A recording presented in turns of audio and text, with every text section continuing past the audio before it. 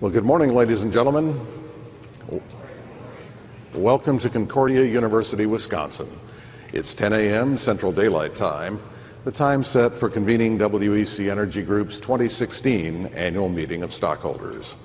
I'm Gale Klappa, chairman of the board of WEC Energy Group, and I will serve as chairman for today's meeting.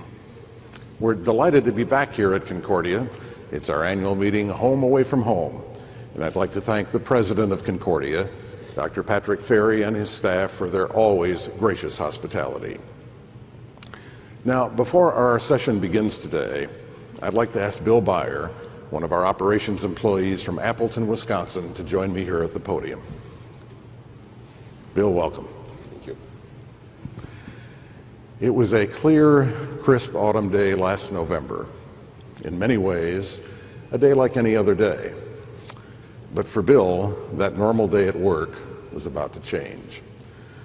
You see, Bill was returning to our service center in the Fox Valley after completing some maintenance work at one of our electric substations. As he approached the Memorial Drive Bridge in his company vehicle, Bill saw that traffic on the bridge had come to a standstill. At first, he wondered what was causing the traffic jam, but a few moments later, he realized what was happening. A teenage girl had climbed over the railing of the bridge and appeared ready to jump. Bill saw the young woman in distress, and his instincts took over. And folks, they're great instincts. Here's Bill in his own words. I was returning to the service center, and traffic had stopped on the bridge. I didn't know why at first. Then I saw a woman standing over the railing, turned towards the river. As I looked around, I noticed that no one was assisting her, so I knew I had to do something. I got out of my truck, crossed the 2 lanes of traffic onto the sidewalk.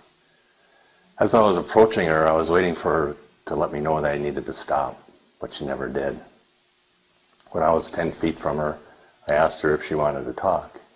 She just looked at me, didn't say a word, and then turned away. That's when I noticed how young she was. At that point, I decided to move towards her. I got my arms around her. I lifted her over the railing to safety. I sat down on the sidewalk with her in my arms and waited for the police. I'm thankful she let me help her.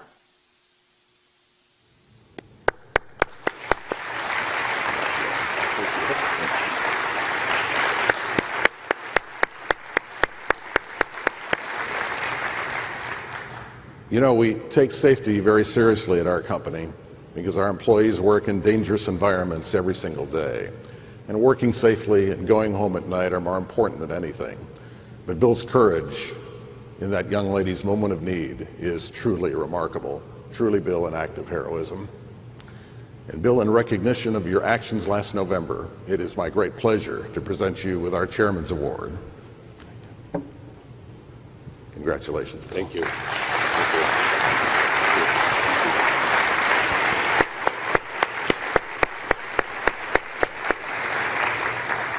Also, Bill, in your honor, the We Energies Foundation will make a $5,000 contribution to Prevent Suicide Fox Cities. This nonprofit organization is run by volunteers and supports suicide prevention, intervention, and response. Bill, thank you for the caring attitude you bring to your job and for the great work you do for our company.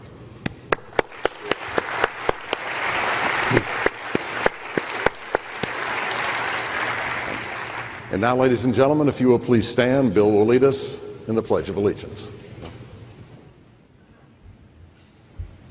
I pledge allegiance to the flag of the United States of America and to the republic for which it stands, one nation, under God, indivisible, with liberty and justice for all.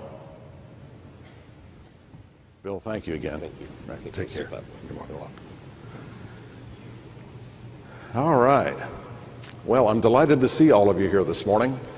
I'd also like to extend a word of welcome to those who are joining us via the internet. Our meeting, as usual, is streaming live today at wecenergygroup.com. And now it's time to call our 2016 annual meeting to order. I've been given the inspector's report, which indicates that more than 86% of the company's outstanding shares are represented. This constitutes a quorum under the company's bylaws, and this meeting, therefore, is duly convened to conduct business. At the end of our formal program, we'll be happy to answer as many of your questions as time allows. As always, ladies and gentlemen, some of the information you will receive this morning is forward-looking in nature and is based on our current expectations. Our projections clearly involve risks and uncertainties, and the factors we discuss in the company's latest Form 10-K and in future reports filed with the Securities and Exchange Commission could cause our actual results to differ materially from those discussed today. Now we'll begin our business session by introducing the members of the WEC Energy Group Board of Directors. I would ask each of our directors to please stand as I introduce them and remain standing until all the directors have been recognized. And if you will please hold your applause until the end of the introductions. We begin with John F. Bergstrom, Chairman and Chief Executive Officer of Bergstrom Corporation. Barbara L. Bowles, retired Vice Chair of Profit Investment Management and retired Chairman of the Kenwood Group.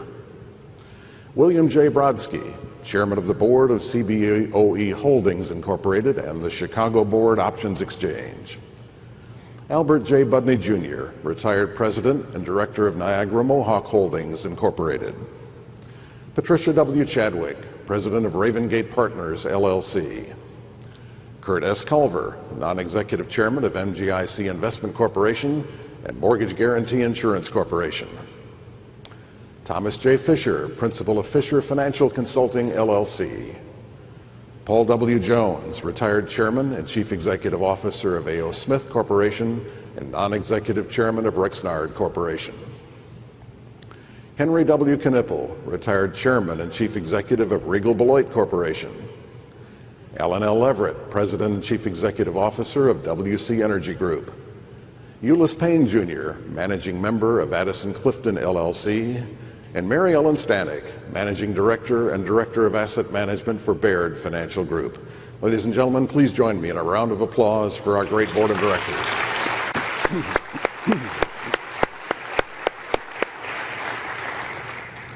Next, I'd like to recognize the officers of WEC Energy Group and its subsidiaries, as well as the union and management representatives who are here with us today. Our union and management teams work very closely together to address important company issues. Would all of you please stand? Thank you.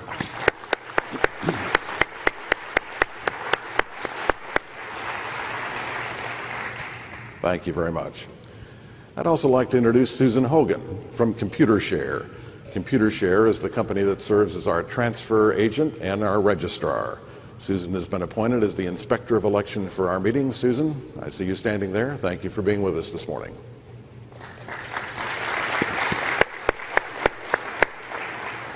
And also with us today are representatives of Deloitte & Touche, Tricia Pemberton, Scott Roble, and Bill Graff. They're our auditors, and they can answer any questions you might have about 15 financial statements. Tricia, Scott, and Bill, would you please stand? There they are. Thank you for coming today. And now I'll call on our Executive Vice President, General Counsel, and Corporate Secretary, Susan Martin, to report on the proposals that we have before us. Susan? Thank you, Gail. On March 24th, 2016, a notice of this meeting was sent to all stockholders of record as of February 25th, 2016.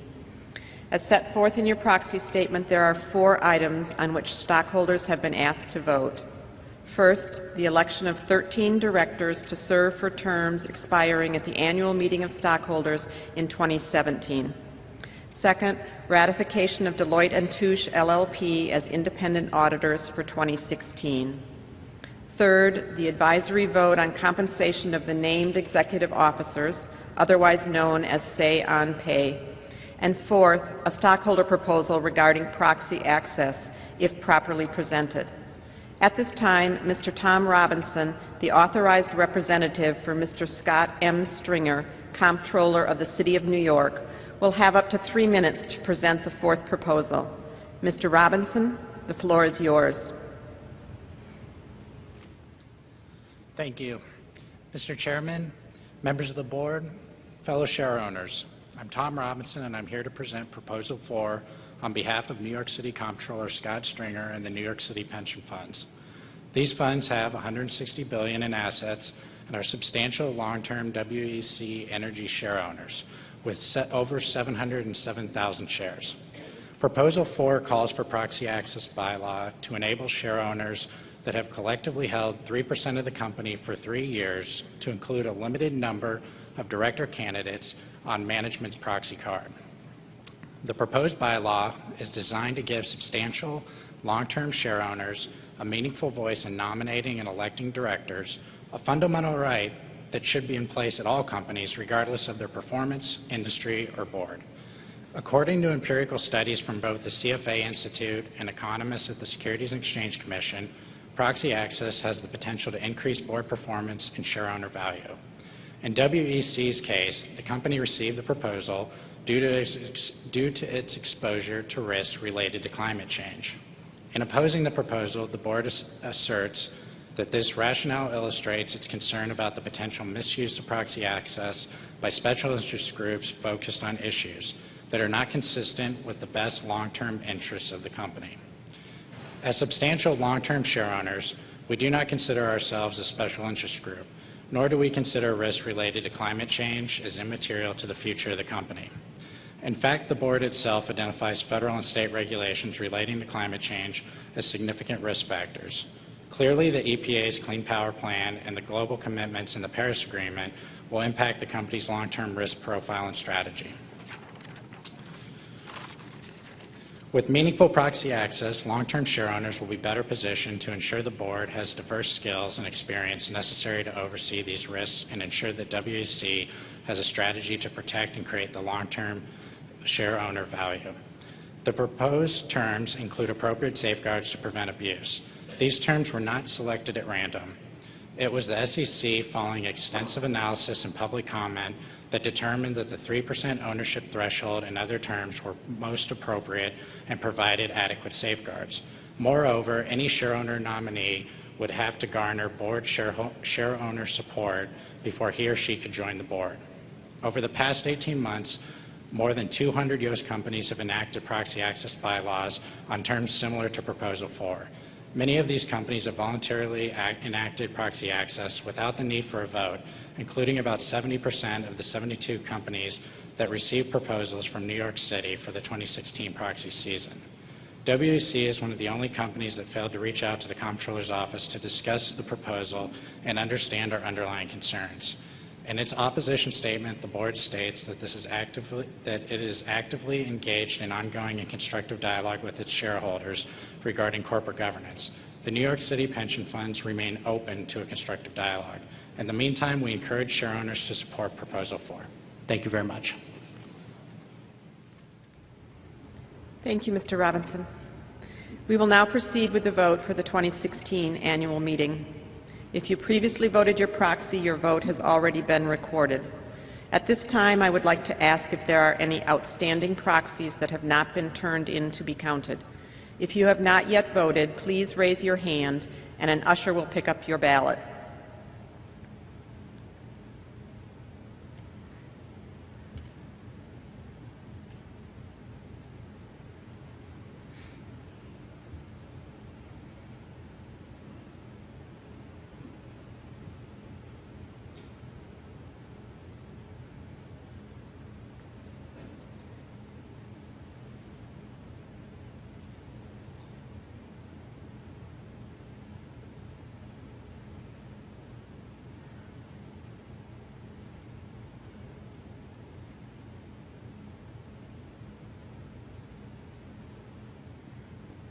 Thank you.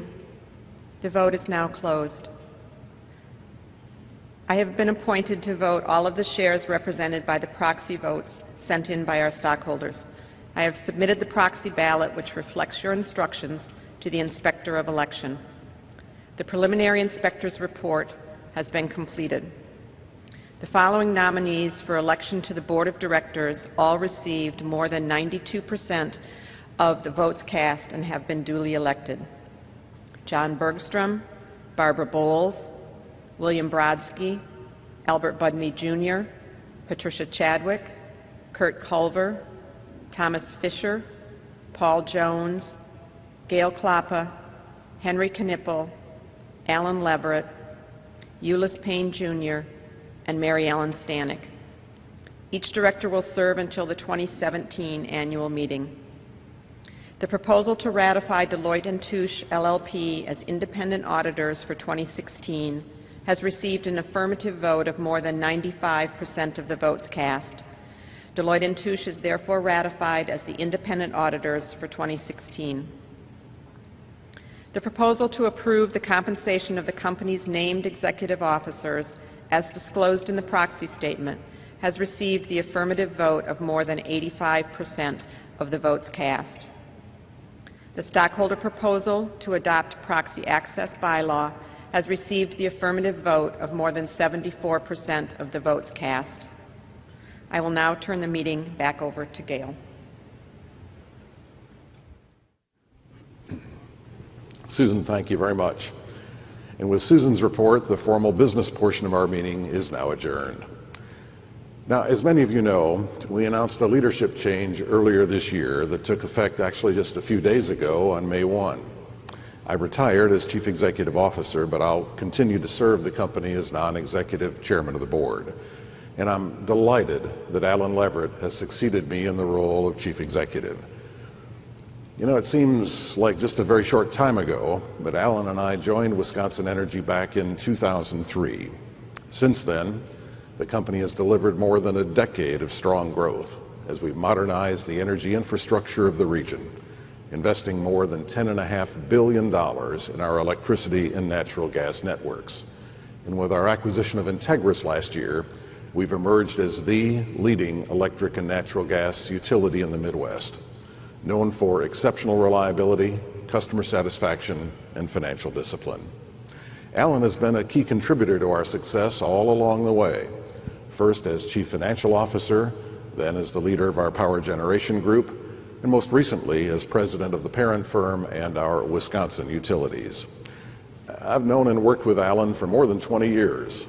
The depth of his experience, his management skills, and his focus on execution make him, I believe, the ideal person to lead our company through a time of continuing change in the energy industry.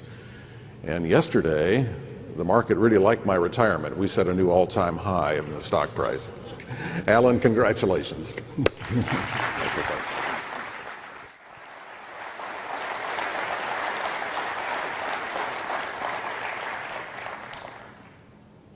Let's see, we'll let Gail sit down. Good morning, everyone.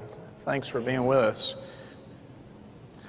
And I think where I'd like to start this morning, and Gail and I have had an opportunity over the last few months to go around and meet with a number of institutional investors, sell-side analysts, reporters, and very often I'll get a question, well, Alan, what's going to be different? You know, Gail's transitioning to chairman, and now you're transitioning into Gail's old job. So what's going to be different? And that's sort of an awkward question if you imagine if you're sitting in front of your boss and you're asked that question. So what I often like to do, rather than talking about what's going to be different, perhaps let's talk about what's going to be the same. So first and foremost, we have what we call a focus on the fundamentals. And there are three things that we view as being fundamental. And first is reliability. You know, the products that we provide to our customers, we provide electricity, we provide natural gas. If you're in downtown Milwaukee, chances are the office building that you're in is heated with steam from our Valley Power Plant. And these products are so ubiquitous that people take them for granted. But if you don't deliver these products with a high reliability, not only can you interrupt somebody's business or make somebody uncomfortable, in some cases you might actually direct somebody's ability to live in some cases. So reliability still has to be the first focus for our business. In addition, efficiency and financial discipline, those really go hand in hand. And the primary short-term goal that we've always had for We Energies, and we're going to have for all 6 of the utilities now that are part of the system, is to consistently earn their allowed rates of return. And while we work to achieve operational and financial results, we're going to inform our operational efforts through a customer focus. We're going to be a part of the communities we serve, and we're going to value and develop our employees. So with that introduction, I want to cover 3 major areas this morning. So the first is cover our performance in 2015. It's been a busy week this week. We announced earnings on Tuesday, so I want to just update you briefly on our progress in the first quarter of the year. And then what I'd like to do before we take questions is look a little longer term and talk about our plans to deliver on the promised benefits of the Integris acquisition. Now, one just sort of point of background on the basis of presentation that I'm going to use. So when I cover 2015 results, what I'd like to do is just present that excluding the impact of the acquisition of Integris. And the reason I'm going to do that, I want to be able to make a consistent comparison with 2014, which would be on that basis of presentation. But when we change gears and we talk about 2016, we talk about the first quarter of 2016, when I show you those results, we're going to include all of the companies. Okay? So, moving on to the numbers. So I'm pleased to report that our net income and earnings per share set new records in 2015. So our earnings per share were $2.73, and that broke the old record that we set in 2014 at $2.65. So in addition to record earnings, we had record cash dividends.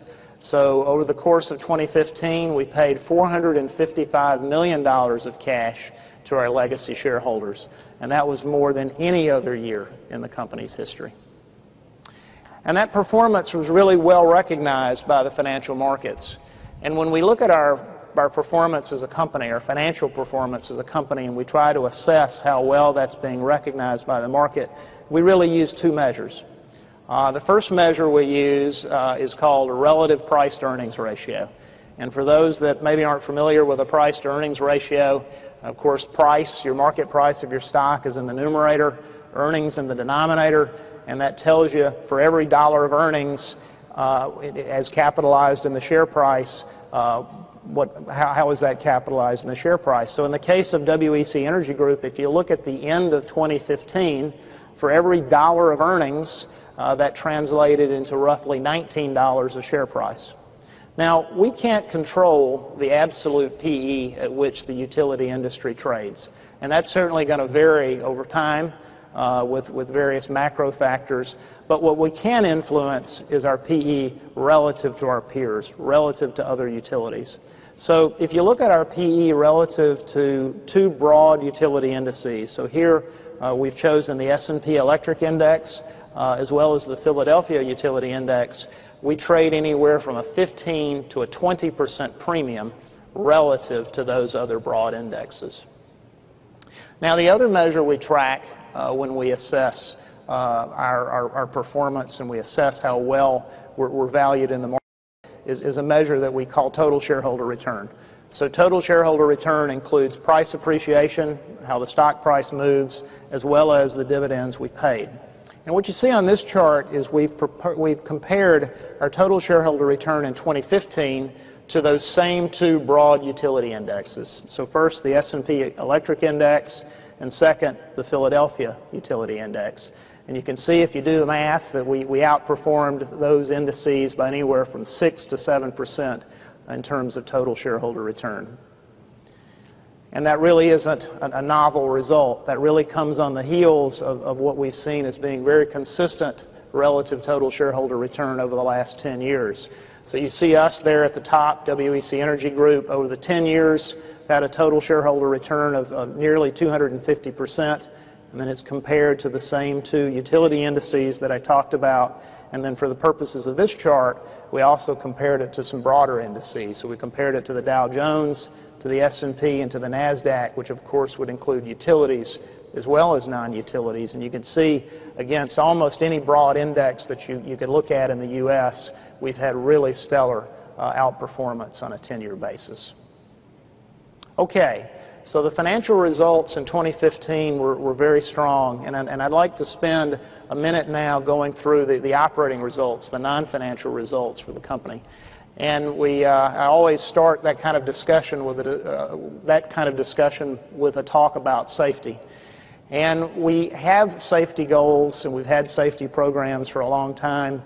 And year over year, we always set goals to continue to drive down our injury rates. But the ultimate goal that we have, an overarching goal we have as a company, is to get to zero injuries. and we call that target zero. And you might wonder, well, is that ever realistic to get to zero?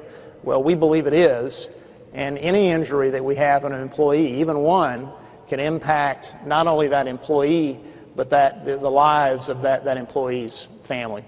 So when we design our safety programs, part of them, of course, have to be compliance-based. You can't really get away from that in our business, so you have to have a compliance element. But what we're really trying to achieve is have employees view safety as a part of who they are. And we think that's the only way that we're going to be able to get to zero injuries. So as we look at that, and there are obvious benefits of that, of course, from a human standpoint, but we also believe there's a very big benefit to a safety focus on the operations of the company. Let me just spend just a minute on that. So if you think about what it takes to have excellence in safety, well, what do you need? You need two things. You need attention to detail, and you need a questioning attitude. Well, as it turns out, if you have attention to detail and you have a questioning attitude, you're also going to have operational excellence. So we believe that safety and operational excellence go hand in hand. So I'm pleased in 2015 that we had our safest year ever. So we're not quite to zero, but we're well along on our journey to zero. So our injuries are down 85% since 2003. Now we also have supplier diversity programs at the company. We believe that's good for the company and it's good for the communities that we serve. And in 2015, we had a goal to spend $150 million with minority and female-owned firms. And we're very pleased that we broke that goal, beat that goal. We had $159 million of spending with women and minority-owned suppliers in 2015. And about $60 million of that was associated with the West Central Lateral project that I'll give you an update on in just a minute. So in terms of reliability, also very pleased with our performance there. For the 5th year in a row, We Energies was the most reliable utility in the Midwest. And this is a very rigorous process that companies have to go through in order to be considered for the award. There's a national consulting firm known as PA Consulting who you submit your outage data on the electric system to PA Consulting. PA Consulting does a very rigorous analysis, a desk audit, if you will, and then they actually come to visit the company before you can be considered for one of these awards.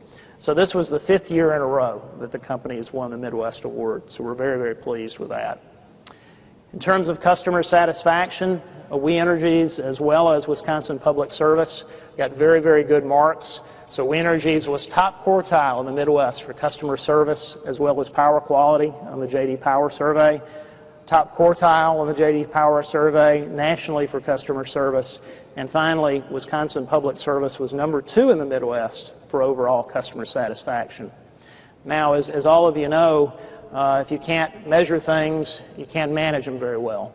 So one of the focuses that we had in the 3rd and 4th quarter of 2015 was really putting in place a consistent set of customer satisfaction measures across all of our 6 utilities, and we put in approaches that allowed a consistent measurement of those metrics and collection of the data required to calculate those metrics. So now we've got that in place, and our goal would be to certainly be able to show you awards for not only our Wisconsin utilities, but our utilities in the other 3 states that we serve.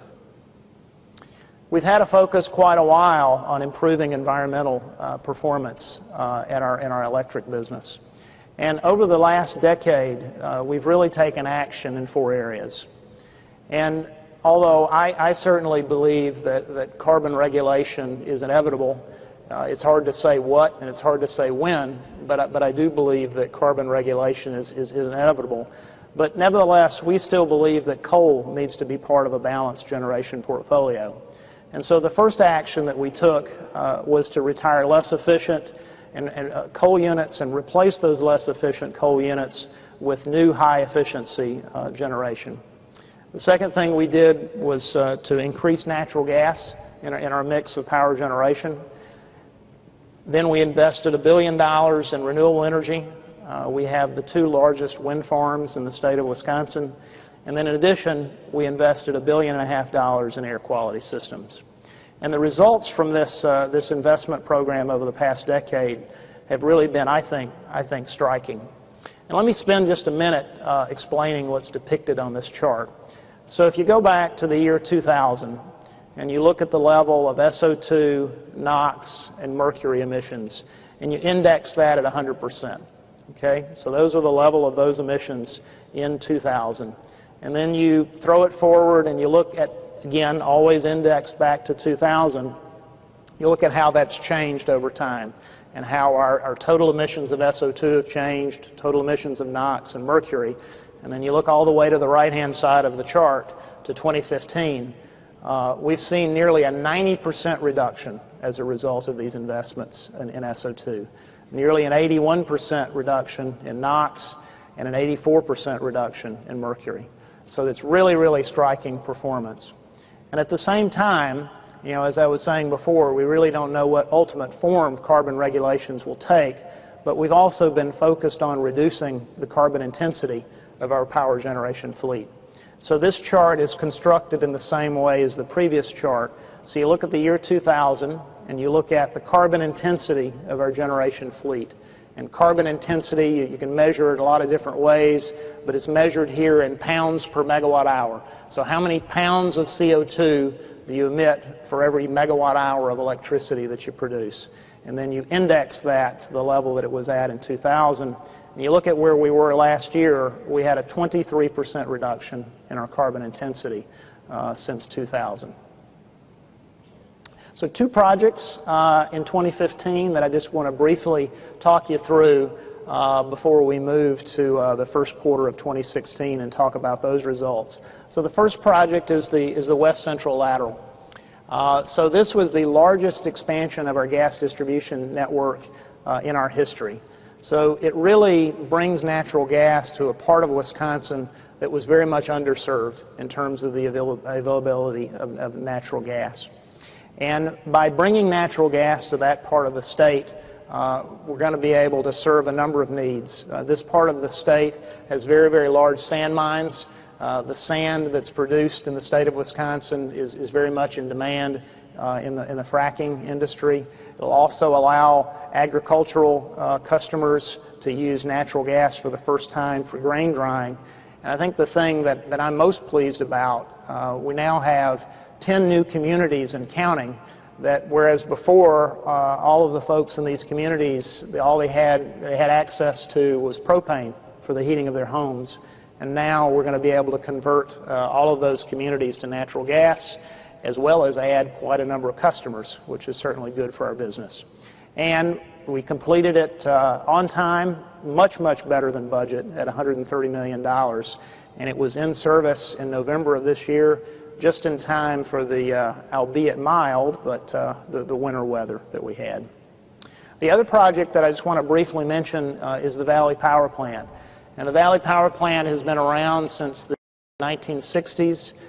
Since it was built, it was fired with coal, so there were 2 units there.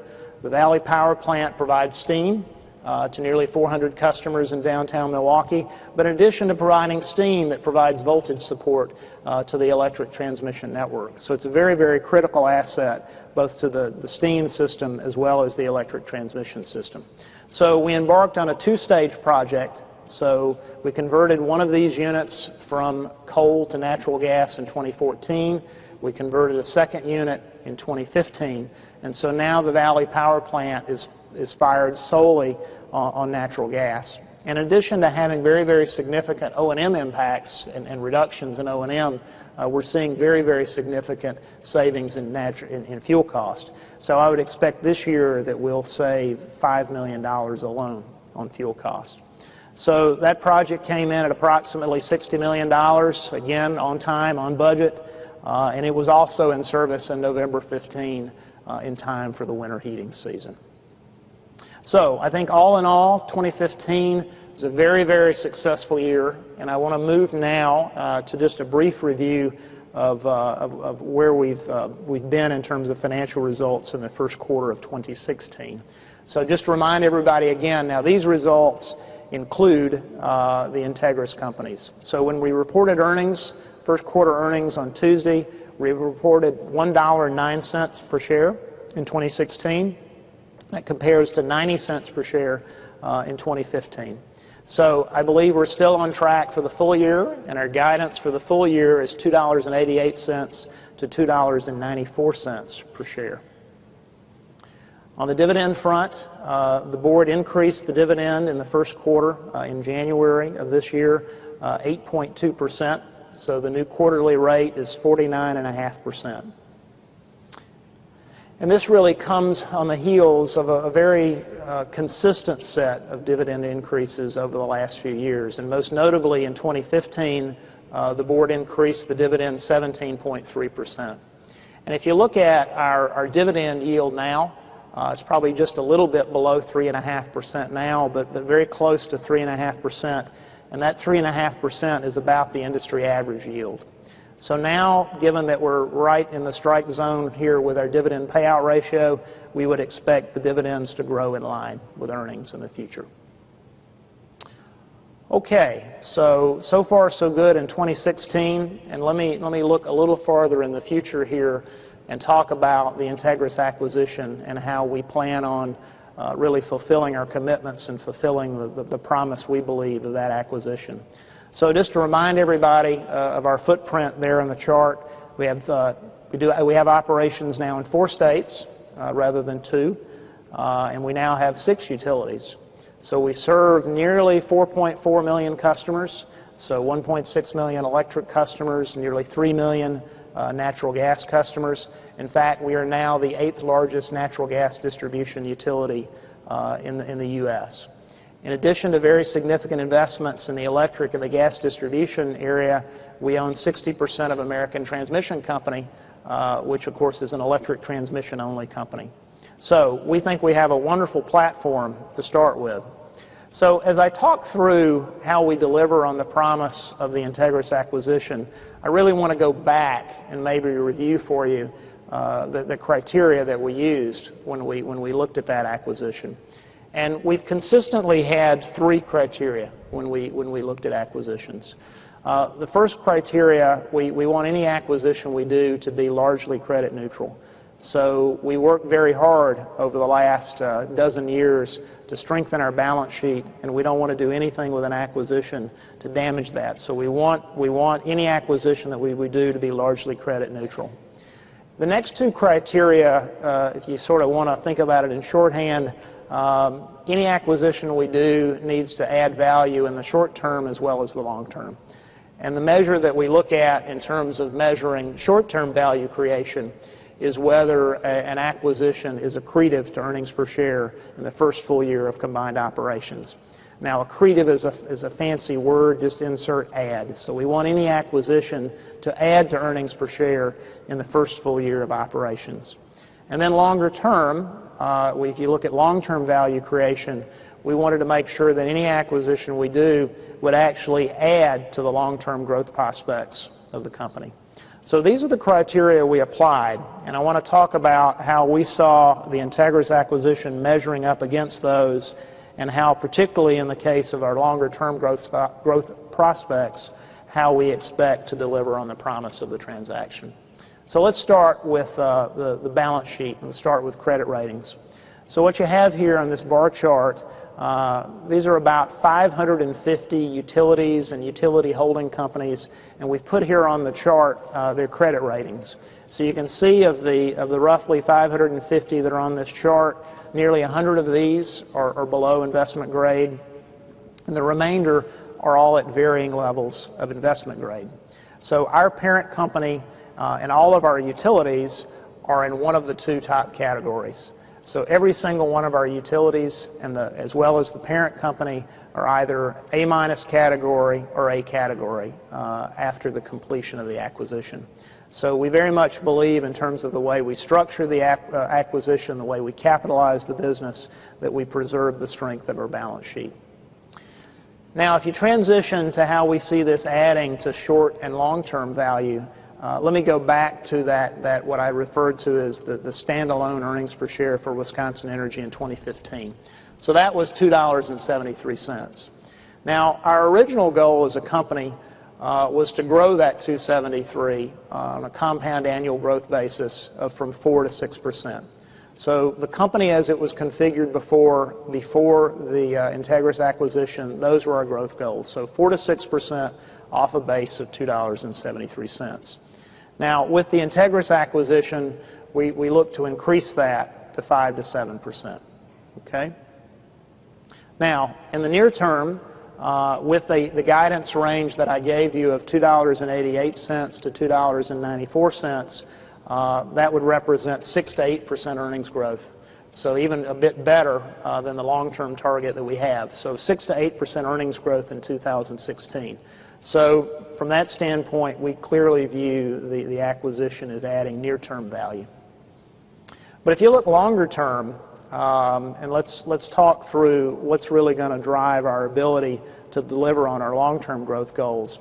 And if you look at the left-hand part of the chart, that depicts our total rate base as a company. So $17 billion worth of investment in the utility rate base or at the Power of the Future units at Port Washington and Oak Creek. So $12.4 billion worth of utility rate base, $2.8 billion, nearly $3 billion of those PTF units, and about $2 billion of rate base through our investment at ATC. And essentially from a financial standpoint, the way that the approach that we have to use in order to grow our earnings is to grow that rate, that rate base, and then as we deploy the capital, earn on that capital that we deploy, the new capital that we deploy in the rate base. And we really want to do that in 3 different areas. So unlike the last, say, 10 to 13 years where very much of our investment was focused on generation, the vast majority of our investment in the next 10 years is going to be focused on renewing and modernizing our delivery networks. Next, in meeting new environmental standards, and finally, investments that reduce costs for our customers. So if you look over the next 10 years, here's how we would see the broad breakdown. So more than $15 billion in investment. You can see there from the chart, very heavily weighted to natural gas and electric networks. So you see the purple are the gas delivery investments, the yellow there in the middle, electric delivery, and some amount of generation. And it really jumps out at you, or it jumped out at me, when you look at the size of that purple bar. You know, how much of the investment now is going to go back into the natural gas business. And I haven't included anything at all in these 10-year numbers for the Clean Power Plan. Again, not because we don't believe that the regulations are coming, but given all the uncertainty about them, we haven't included anything yet in our 10-year projections. So really the secret to being able to grow the company at that rate of growth, at that 5 to 7%, is going to be the ability to deploy this capital, earn on this capital, and then grow on that $17 billion worth of rate base that we currently have. So I want to wrap up by just talking you through 5 examples of the programs that were in that chart that are going to be behind that 10-year spending program. And so the first example is down in Chicago. And I would put this in the category of renewing and modernizing our delivery networks. So just some brief background on the system in Chicago. Of course, they've had natural gas or some form of either manufactured natural gas in Chicago since the 1850s. But most of the gas distribution network that's in place in Chicago now was put in place in the early and the mid-20th century. And as a result, they had to use the materials they had available at the time, and that was largely cast iron.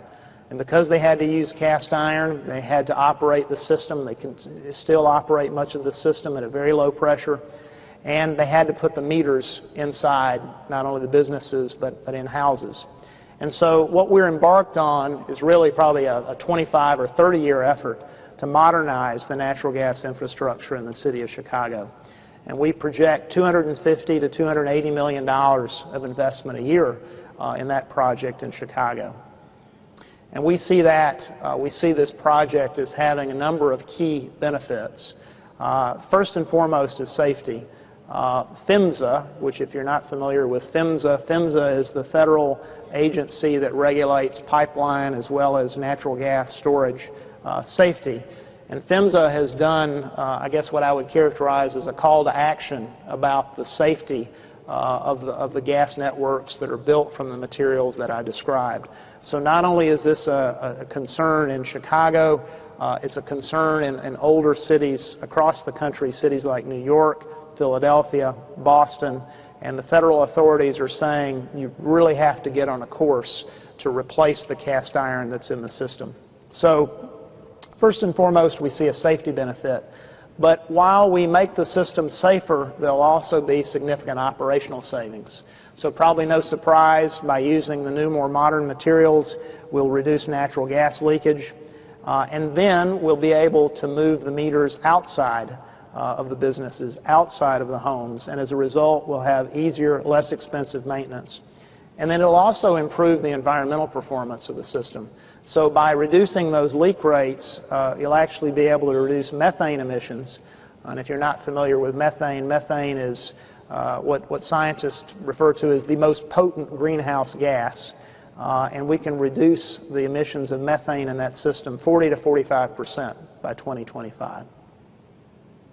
So moving way north in the system is another project that we're embarked on to meet new environmental standards. And if you look at this picture, and let's see, I guess it would be on your right, and you see that red brick building, that's the powerhouse. That's the original powerhouse for the Twin Falls hydro unit. So that powerhouse was built in 1912.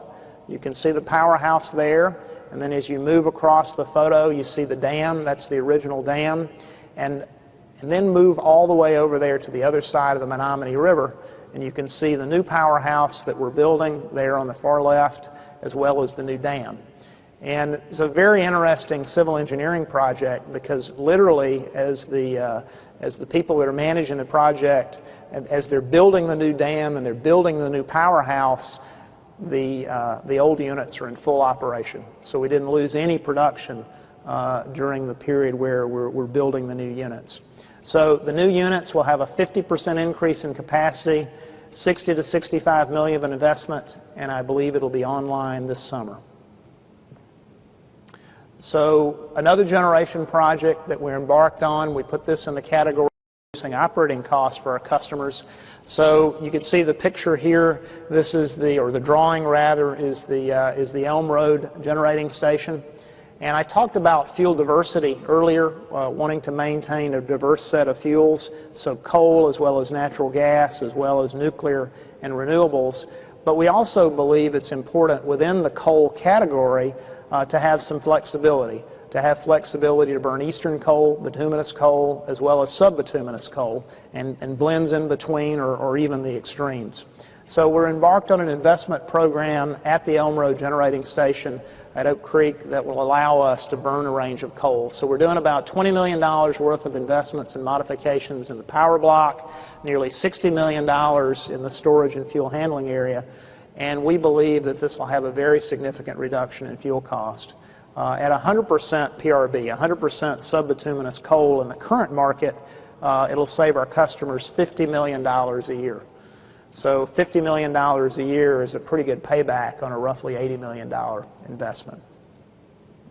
So moving up to the Green Bay area, in the network area and the electric part of the system, we're embarked on a multi-year, really just a first phase of a project to put nearly 1,000 miles of overhead lines to move those lines underground. So these are in areas, I don't want to call them remote areas, but they're certainly heavily forested areas. And by moving those lines overhead to underground and then adding distribution automation at the same time, not only are we going to greatly improve reliability, we're also going to reduce the operating cost of the network. And finally, last but not least, there's one project that I'd like to mention over in Minnesota. So Minnesota Energy Resources is our Minnesota gas distribution utility. It serves nearly 250,000 customers. And one of the communities that Minnesota Energy serves is Rochester. And so Rochester, of course, is the location of one of the Mayo Clinics. And the Mayo Clinic is has embarked on really a decade-long, a huge expansion of the Mayo Clinic. And they're calling it a destination medical center. But as a part of that, there needs to be very significant upgrades in the gas distribution system around Rochester. So we have those filings in front of the Minnesota Commission now, and that construction is expected to begin in 2017. So, have a lot going on. As Gail mentioned at the beginning, it's hard to believe that we've been here for 13 years already, and the company has achieved. Now, when I say the company, the employees of the company have achieved a tremendous amount. But as you look at this platform, and now being in 4 states, all of the exposure, the investment that we now can make in natural gas, we really believe that it's only the beginning of the success of the company. So I appreciate your attention, and I think we'll go now to question and answer. So it's time now for the question and answer portion of the meeting. If any of you have a question or a comment, please step to the microphone nearest to you, and an attendant will assist you. Before asking your question, please state your name and city of residence for the minutes. And I would also ask that you limit yourself to one question or one comment so that others may have the opportunity to speak during the time we have together. So with that, and if you don't mind, I'm going to kind of come down to be more eye level with you. We can take the first question or comment.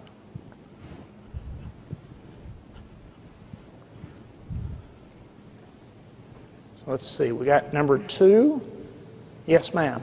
Good morning. My name is Karen Relke, and on behalf of the Board of Directors and the volunteers of Stars and Stripes Honor Flight, we wanted to take a moment to thank the WEC Energy Group and We Energies so profoundly for your support of our mission. In the last year alone, your help enabled us to honor 758 local veterans with a one-day flight of honor to Washington, D.C., and in doing so, to bring families and communities together. So we are so grateful for your support, and thank you for helping us honor our local heroes. Thank you.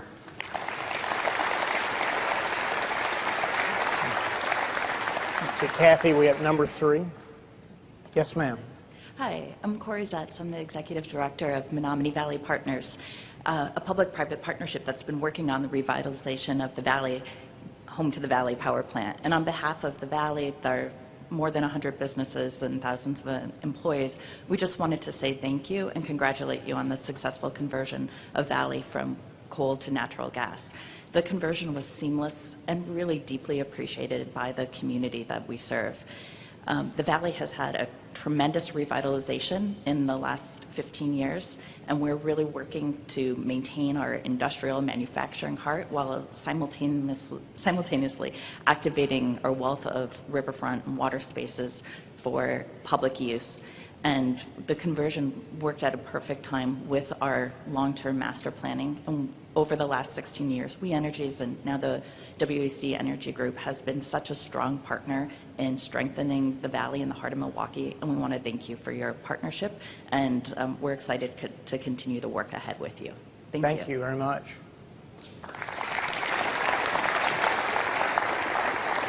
Let's see, so we have the gentleman there at number 2. Yes, sir. Good morning.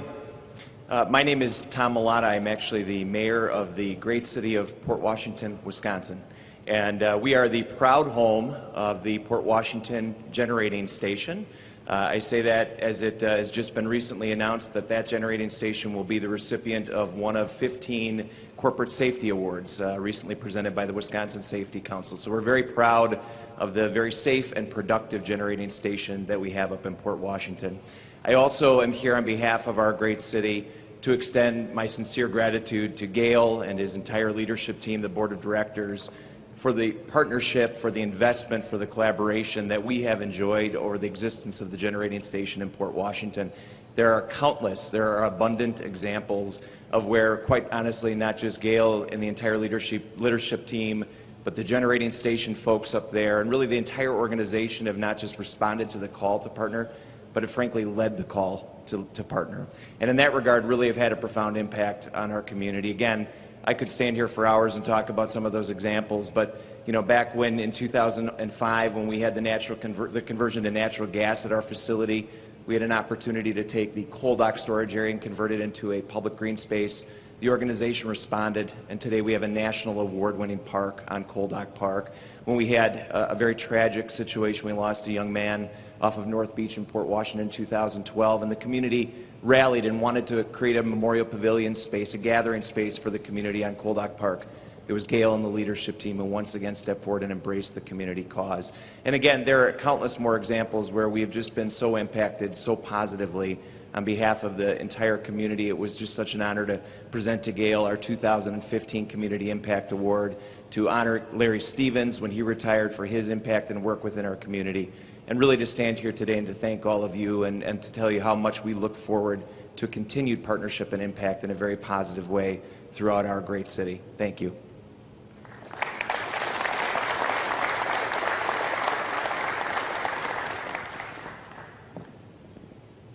Let's see. Yes, ma'am. Microphone 2. I'm Helen Melzel. I noticed that you've addressed the gas pipes in Chicago that'll be replaced over the next 25 to 30 years. There's 44,000 miles of gas indicated on your screen there. How many more of those pipes need to be replaced, and what impact is that going to have on the shareholders? Yeah. Well, as it turns out, the materials in the Wisconsin system, so as well as the Michigan and Minnesota system, in a lot of cases, those systems aren't nearly as old as the systems in Chicago. So quite often, they were built at a period where we had already stopped, or the people who built the system had already stopped using cast iron, so they were already using updated materials. And then in the state of Wisconsin, particularly at Wisconsin Gas, we had already embarked on an effort over the last really 10 years to upgrade that system. So in terms of the very significant conversion that has to occur, really that conversion is concentrated on Chicago. What's the life on the new pipes that are being put in?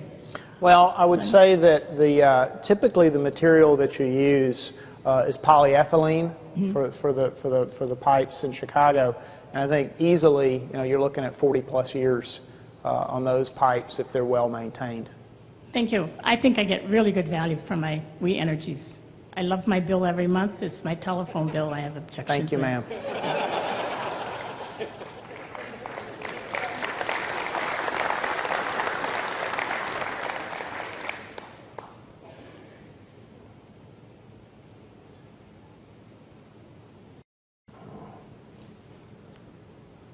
Yes, sir. Russell Fensky, a resident of the city of Mequon. Wisconsin Energy has changed over the years, starting out as the Milwaukee Electric Railway Company. You added electric power generation, you added nuclear fuels, then you got into natural gas, and you've been doing acquisitions lately. Does the board of directors have a long-range plan of internal growth or further acquisitions? Well, what I would say in terms of internal growth, I think what I laid out here today is a plan, or a platform as well as a plan, which without any acquisitions at all, we're going to be able to grow the company in the future. Now, as we look at mergers and acquisitions, given the fact that we have a platform that we can grow, we certainly don't have to do anything, from an M&A standpoint. And the criteria that I went through, those 3 criteria, so the credit neutrality or largely credit neutrality, short-term value and long-term value creation, if we did ever look at something again, we would apply exactly those same criteria.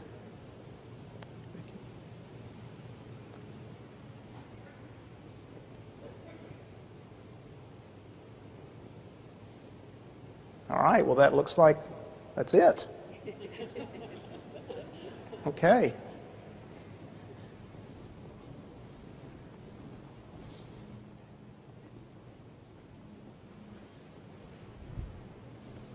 So this concludes our 2016 annual meeting. I thank all of you for taking part. Please be assured that our management team will work hard in the year ahead to uphold your confidence. Thank you, and drive safely.